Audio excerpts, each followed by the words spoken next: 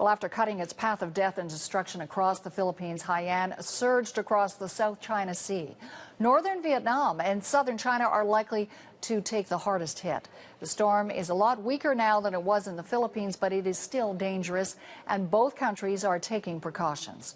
Freelance reporter Mike Ives has more from Hanoi, the capital of Vietnam. So, Mike, Haiyan just coming ashore in Vietnam. So what are officials expecting from this storm?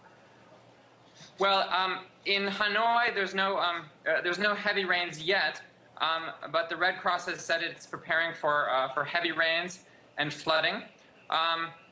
We're also expecting the storm to make landfall centered around the northern port city of Haiphong, which is about 300 kilometers from the Vietnam-China border.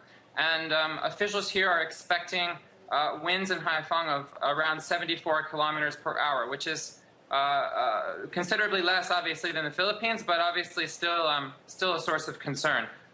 There's been 5 reported deaths so far and 22 injuries in 2 central provinces where people were preparing for the storm, but otherwise no major reports of casualties or catastrophes.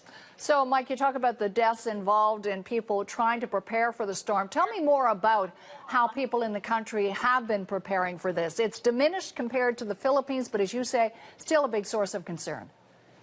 Sure. Well, the unusual thing here, Vietnam gets a lot of storms, but in this case, the Prime Minister, Nguyen Thanh Dung, has taken personal charge of the disaster preparedness measures, and more than 800,000 people have been evacuated from coastal areas that were expected to be affected. As it turns out, many of those people are starting to sort of make their way back home as the storm sort of not reverses, but sort of changes tack a bit and heads farther to the north than was expected. Aside from that, a lot of just sort of the normal precautions. Boats are being ordered ashore, for example. The state is monitoring rivers and hydropower dams, which could be potential sources of flash flooding. And authorities in Hanoi and in Haiphong, the northern cities, are preparing for floods. Okay, we'll stay tuned. Mike, appreciate the update. Thanks very much for this. Thank you very much. Mike Ives in Hanoi.